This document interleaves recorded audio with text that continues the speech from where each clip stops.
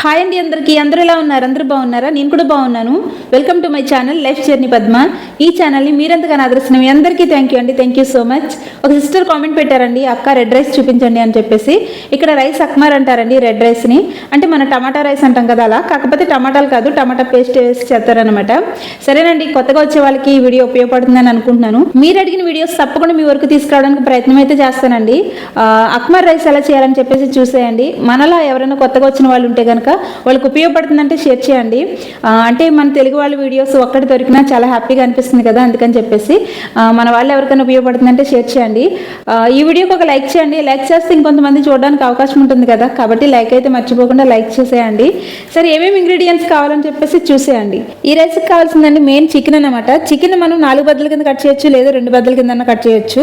ఒక చికెన్ అయితే తీసుకోవాలండి. తర్వాత రైస్ అండి. రైస్ మనం ఎన్నైనా తీసుకోవచ్చు, కొలత ఎన్నైనా తీసుకోవచ్చు అండి, 2, 3 అలా ఎన్నైనా తీసుకోవచ్చు.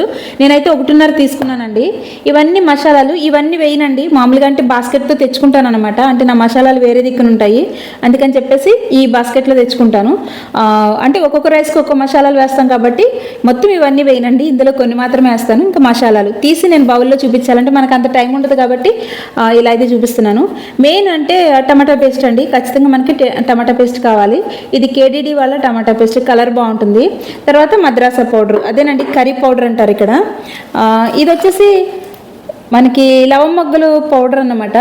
లవం మొగ్గలు ఉంటే డైరెక్ట్గా లవం మొగ్గలు వేసేయచ్చు, అంటే 4-5 లవం మొగ్గలు వేసుకోవచ్చు. ప్రజెంట్ మాకు లేవు కాబట్టి మీకు ఇలా పౌడర్లో చూపిస్తున్నాను అన్నమాట. మనం వండేది తక్కువ రైస్ అయితే చిన్న ఉల్లిపాయ అండి, ఒక వెల్లుల్లిపాయ అనమాట. ఎక్కువ రైస్ అయితే ఎక్కువ ఉల్లిపాయలు కోయాల్సి ఉంటుంది. తక్కువ రైస్ అయితే ఒక చిన్న ఉల్లిపాయ అయితే సరిపోతుందండి. నేను చికెన్ కట్ చేసేసి ఉల్లిపాయలు కట్ చేసేసుకుని మళ్ళీ వీడియో స్టార్ట్ చేస్తానండి. మీరు కూడా చికెన్ కట్ చేసేసి నీట్గా కడిగేసి పక్కన పెట్టేసుకోండి. స్టవ్ వెలిగించి జిదిరి పెట్టి, దీన్ని జిదిరి అంటారండి, ఇలాంటి గిన్నెల్ని జిదిరి అంటారనమాట. ఇందులో మనకు కావాల్సినంత ఆయిల్ అయితే వేసుకోవాలి. ఆయిల్ని దేహేన్ అంటారు, లేదా జీతన్ కూడా అంటారు. దేహన్ లేదా జీత్ అంటారు అనమాట. ఇలా ఎలా వేసేస్తున్నావు అక్క, మరి మాకు తెలియాలి కదా అంటారేమో. ఆయిల్ గురించి మీకు ఆటోమేటిక్గా తెలిసిపోతుందండి. ఇక్కడ కొంచెం వాళ్ళు ఎక్కువే ఆయిల్ తింటారు. మా వాళ్ళైతే మరీ ఎక్కువ తింటారండి. మీ వాళ్ళు తక్కువగా తింటే తక్కువగా వేయండి. కొంతమంది ఎక్కువ ఆయిల్ ఉండాలంటారు, కొంతమంది తక్కువగా ఉండాలంటారు. మా వాళ్ళకైతే ఎక్కువ ఆయిల్ ఉండాలి, సో నేను ఎక్కువగా ఆయిల్ వేసాను అనమాట. ఈ ఆయిల్ వచ్చి ఒక 2 పింజాల ఆయిల్ ఉంటుందండి. అది మన టీ కప్పులు ఉంటాయి కదా, 2 కప్పుల ఆయిల్ అయితే ఉంటుందేమో అనుకుంటున్నాను నేను. అంటే ఇంక డైలీ వేస్తూ ఉంటాను కాబట్టి అలవాట్లు అలా వేసేస్తాను అనమాట. ఆయిల్ హీట్ అయిన తర్వాత కట్ చేసుకుని ఉల్లిపాయలు అయితే వేసేసుకోవాలి. ఉల్లిపాయలు మరీ బ్రౌన్ కలర్ అవసరం లేదండి, కాస్త వైట్గా ఉంటే సరిపోతాయి. మరీ ఎక్కువ వేపంసరం లేదన్నమాట, కాస్త వేగనివ్వాలి. వెల్లుల్లిపాయని ఇలా తురుము అయితే తీసుకోవాలండి. ఒక్క రేకని ఇలా తురుము తీసుకుంటే సరిపోతుంది. తురుము తీసుకున్న వెల్లుల్లిపాయని కూడా వేసేయడమే. ఇది కాస్త పచ్చివాసన పోయేంత వరకు వేపాలండి, ఉల్లిపాయలు వెల్లుల్లిపాయ. ఉల్లిపాయలు కాస్త అలా వేగిన తర్వాత మనం ముందుగా కట్ చేసి పెట్టుకున్నటువంటి చికెన్ అయితే వేసేయాలండి. నేనైతే 2 భాగాలు చేశాను. ఒక చికెన్ని 2 భాగాలు చేయొచ్చు, లేదా 4 భాగాలు చేయొచ్చు అండి. చేసిన తర్వాత ఇలా వేస్ట్ ఉంటుంది కదా, ఇందులో ఆ వేస్ట్ అంతా తీసేయాలి. నీట్గా కొంచెం మనం వెనిగర్ వాటర్ కానీ, లేదంటే నిమ్మకాయ నీళ్ళు కానీ, లేదంటే తహీని కానీ, అదే మైదాపిండి ఉంటుంది కదండి, మైదాపిండి కానీ వేసి కడగాలన్నమాట. వీళ్ళకి చికెన్ కడుగుతున్నప్పుడు ఖచ్చితంగా అవన్నీ వేసి కడగాలి. ఈ ప్రాసెస్ అంతా నాకు లేట్ అవుతుందని మీకు చూపించట్లేదండి. కడిగిన తర్వాత మనం ఇలా వేసేయాలి. ఇవి కాస్త వేగనివ్వాలన్నమాట.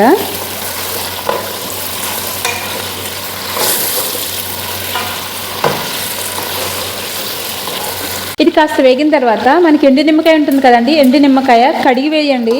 తర్వాత అలాగే దాల్చిన చెక్క, ఇందులో 1/2 టేబుల్ స్పూన్ పాప్రికా కారం, అంటే మంటలేని కారం అండి, పాప్రికా కారం, 1/2 టేబుల్ స్పూన్ పసుపు, 1/2 టేబుల్ స్పూన్ ధనియాల పొడి, 1/2 టేబుల్ స్పూన్ జీలకర్ర పొడి. స్పూన్ అంటే చిన్నదండి, బాగా చిన్న సైజు అన్నమాట, పెద్ద స్పూన్ కాదు, చిన్న స్పూను. కొద్దిగా మిరియాల పొడి, అంటే 1/2 టేబుల్ స్పూన్కి తక్కువ అన్నమాట. ఇది మద్రాసా కర్రీ పౌడర్ అండి. కర్రీ పౌడర్ అంటే ఇక్కడ తెలుస్తుంది అనమాట. 1/2 టేబుల్ స్పూన్ వేస్తున్నాను.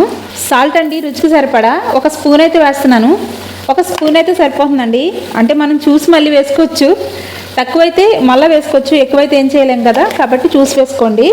ఇది టమాటా పేస్ట్ అండి, మాజూన్ టమాట్ అంటారనమాట. మాజూన్ టమాట్, మనం టమాట్ మాజూన్ అంటాం, వాళ్ళకి అర్థం కాదు, మాజూన్ టమాట్ అంటారు. అంటే రివర్స్ తిరిగేసి చెప్పాలన్నమాట. పేస్ట్ టమాటా అని చెప్పాలి. మనం టమాటా పేస్ట్ అంటాం కదా, వీళ్ళకి పేస్ట్ టమాటా అని చెప్పాలన్నమాట. మాజూన్ టమాటా అనాలన్నమాట. ఒకటైతే వేసేసానండి, ఒకటేసి ఇంకొంచెం వేస్తాను. ఇట్లా అంటే నేను చేసే రైస్కి తగ్గట్టుగా 1.5 తీసుకున్నాను కదా, ఒక కప్పుకి ఒక ప్యాకెట్ ఉండాలి. ఇది వచ్చేసి లవం మొగ్గల పొడి అండి. అంటే లవం మొగ్గలు అవైలబుల్ ఉంటే వేసుకోవచ్చు, లేకపోతే కొంచెం చూసారా చిటికెడు అంటాం కదా అట్లా వేసేసాను. ఇప్పుడు ఇవన్నీ వేసిన తర్వాత ఒకసారి బాగా కలిపేయాలండి. మనం ఇలా వంట స్టార్ట్ చేసినప్పుడు వేడి నీళ్ళు పెట్టుకుని రెడీగా ఉంచుకోవాలన్నమాట. మనకి చికెన్లో వెంటనే వేసేయడానికి ఉంటుంది.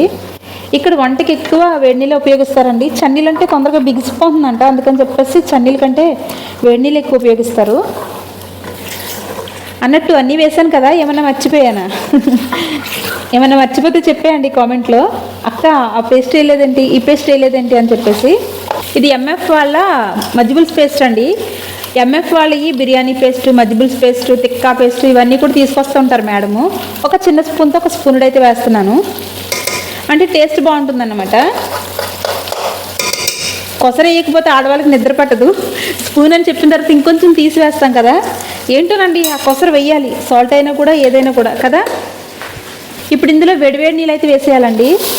పొగలు వచ్చేస్తున్నాయి చూసారా, అలా అలా వేసేయాలన్నమాట. చికెన్ ములిగేంత వరకు వేసుకోవాలండి వేడి నీళ్ళు. మనకి ఇందులో ఫలవాకున్నా లేదంటే లాలిక్కాయలు ఉన్నా వేసుకోవచ్చండి. ఇప్పుడు ప్రస్తుతానికి అవైలబుల్ లేవు కాబట్టి వేయలేదు, మామూలుగా అవి ఉంటే అవి వేస్తానండి. ఈ రోజు అయితే లేవన్నమాట.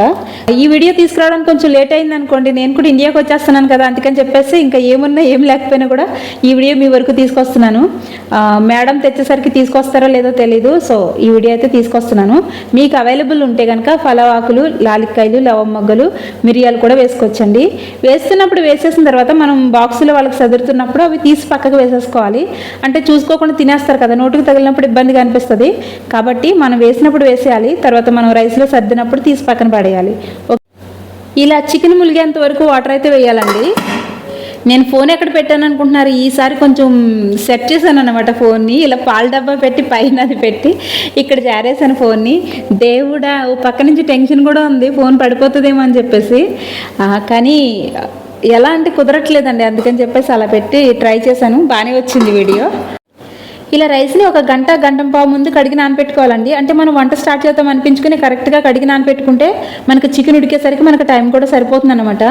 ఎందుకు గంట పావు ముందే కడిగి నానపెట్టుకోవాలి అంటే, మనం ఇలా కడిగి నానపెట్టడం వల్ల రైస్ అయితే చాలా బాగుంటుందండి. అంటే పొడవుగా వస్తుంది అనమాట. ఈ రైస్ మనకి ఎక్కువ నానడం వల్ల ఎక్కువ పొడవు వస్తుంది. అదే నానకపోతే రైస్ పొడవుగా రాదండి. సో వీళ్ళకంటే ఈ రైస్ ఎక్స్పెన్సివ్ కదా, అంటే బాస్మతి రైస్ కదా, కాబట్టి రైస్ని మనకి ఉడుకుతున్నప్పుడు పొడవుగా వస్తే చాలా ఇష్టపడతారనమాట.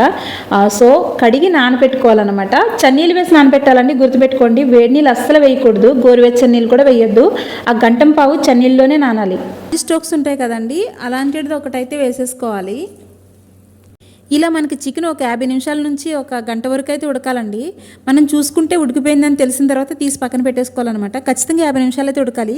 మధ్యలో ఏమైనా వాటర్ తగ్గిపోతే మళ్ళీ వాటర్ వేసుకోవాల్సి ఉంటుందండి. ఒక 30 నిమిషాల తర్వాత ఒకసారి చెక్ చేసుకోవాలండి. చెక్ చేసుకుని వాటర్ లేకపోతే ఇంకొంచెం వాటర్ వేసుకోవచ్చు. ఒక 50 నిమిషాల తర్వాత చూస్తే మనకి చికెన్ అయితే ఉడికిపోతుందండి. ఉడికిన చికెన్ని కొంతమంది అలాంటి ఫ్రై చేస్తారు, ఆయిల్లో వేసి ఫ్రై చేస్తారనమాట. ఇంకొంతమంది ఇలా కోల్డ్ కాల్చే మిషన్ ఉంటుంది కదా, అందులో అయితే కాల్చేస్తారు. లేదంటే ఫెరన్ ఉంటుంది కదా, కొంతమంది ఫెరన్లో పెడతారు. అలా ఒక్కొక్కరికి ఒక్కొక్క ఇష్టం కదా.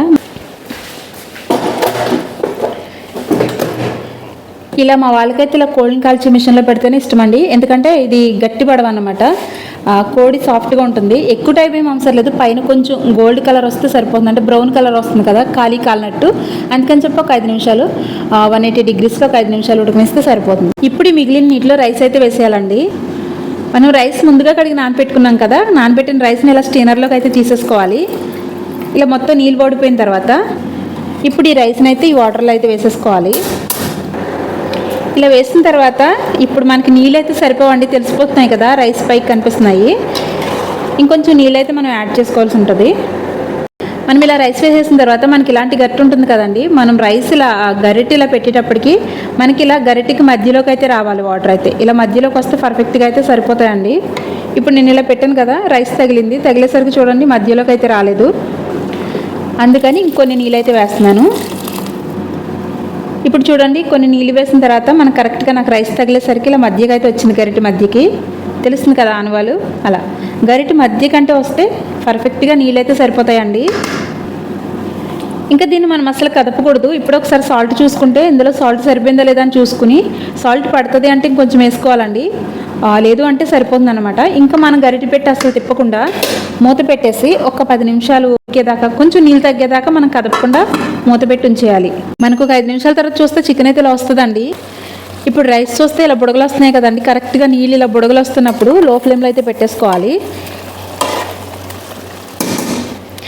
మంటని ఇలా లో ఫ్లేమ్లో పెట్టేసుకుని ఒక 10 నిమిషాల పాటు అయితే ఉడకనివ్వాలండి. ఇలా మేమైతే కాల్చిన చికెన్ మళ్ళీ రైస్ పైన పెట్టేసి మూత పెట్టేసి ఒక 10 నిమిషాలు అయితే ఉడకనిస్తామండి. మరి మీరైతే ఎలా చేస్తారో నాకు తెలియదు కదా, కామెంట్లో అయితే చెప్పేయండి. మీ వాళ్ళకి ఎలా ఇష్టమో అలా ఫాలో అయిపోండి, ఓకేనా. ఫైనలీ రైస్ చూస్తే ఇలా అయితే రెడీ అయిపోయి ఉంటుందండి 10 నిమిషాల తర్వాత. ఇప్పుడు మనం ఈ చికెన్ని పక్కకు తీసేసుకోవాలి ఇలా జాగ్రత్తగా.